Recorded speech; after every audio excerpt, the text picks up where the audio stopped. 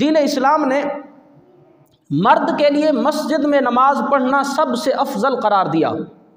جب مرد مسجد میں نماز پڑھنے کے لیے آتا ہے، باجماعت نماز پڑھتا ہے، ایک نماز کے بدلے میں 28 یا 27 نمازوں کا اللہ ثواب عطا فرماتا ہے۔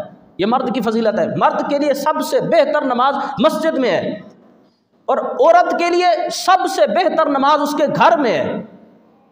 عورت کو گھر میں رہ کر نماز ادا کرنے پر مرد کو جتنا ثواب ملتا ہے، عورت کو گھر میں اتنا ثواب مل رہا ہوتا ہے۔ عورت کی بہترین نماز اسلام نے گھر والی نماز قرار دیا۔ بلکہ ایک حدیث سنیں، حدیث پاک میں کیا آتا ہے؟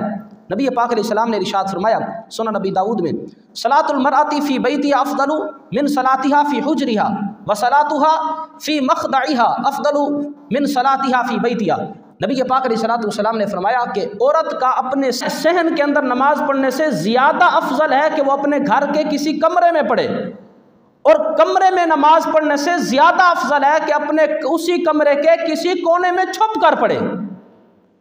اسلام نے عورت کے پردے کا کتنا لحاظ رکھا کہ سب سے افضل نماز عورت کی گھر میں، پھر گھر کے صحن سے زیادہ افضل کمرے میں، پھر کمرے کی نماز سے زیادہ افضل کمرے کے کسی کونے میں، چوتھے مقام پر جا کر نماز پڑھے گی تو اللہ سب سے زیادہ اجر و ثواب عورت کو عطا فرمائے گا۔ تو عورت کی عزت کا، اس کی عفت کا دین اسلام نے اتنا خیال رکھا کہ نماز پڑھنے کے لیے بھی گھر میں چھپ جائے اور چھپ کر نماز ادا کرے۔ اللہ تبارک و تعالیٰ کو سب سے زیادہ محبوب اس کی وہ نماز ہے۔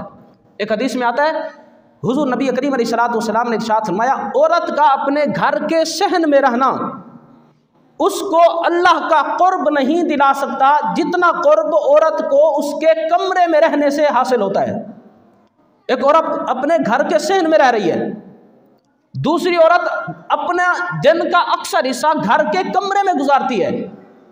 جو عورت اپنے کمرے میں رہ رہی ہے اپنی پاک دامنی اور اپنی عزت کی حفاظت کے لیے، حضور پاک علیہ السلام نے ارشاد فرمایا، کمرے میں رہنے والی عورت کو اللہ کا سب سے زیادہ قرب حاصل ہوتا ہے۔ اللہ تبارک و تعالیٰ ایسی عورت کو زیادہ پسند کرتا ہے جو اپنی عزت اور اپنے پردے کا اہتمام کر کے ہمیشہ کمرے میں چھپ کر رہتی ہے۔ مرد سجدہ کرتا ہے اٹھ کر کرتا ہے، اپنی ٹانگوں کو کھڑا کر کے، عورت سجدہ کرتی ہے زمین کے ساتھ چپک کر۔ مرد رکوع کرتا ہے اٹھ کر، عورت ہلکا سا رکوع کرتی ہے۔ اسی طرح مرد بیٹھتا ہے تو اپنا ایک ٹانگ کو کھڑی کرتا ہے، دایاں پاؤں کھڑا کرتا ہے، بائیں پاؤں کو بچھا کر اس کے اوپر بیٹھتا ہے۔ عورت کے لیے کیا حکم ہے؟ دونوں پاؤں بچھا کر زمین کے ساتھ چمٹ کر بیٹھے۔ نماز کے وقت بھی، اللہ کی عبادت میں بھی دین اسلام نے عورت کے پردے کا لحاظ رکھا ہے۔ یہ سارا حکم کس لیے ہے؟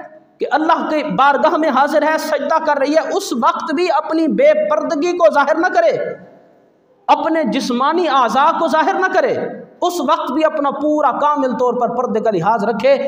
دین اسلام حکم دیتا ہے کہ عورت سجدہ کرے تو زمین کے ساتھ چمٹ جائے، زمین کے ساتھ چپک کر سجدہ کرے۔ اگر وہ قاعدہ میں بیٹھی ہے تو زمین کے ساتھ چمٹ کر بیٹھے، اگر وہ رکوع کر رہی ہے تو اپنے اعضاء کو ظاہر نہ ہونے دے، بس ہلکا سا رکوع کر لے، اللہ اس کا ہلکا رکوع ہی اپنی بارگاہ میں قبول فرما لے گا۔ تو دین اسلام کتنا پیارا دین ہے، عورتوں کے پردے کا اس قدر لحاظ رکھا۔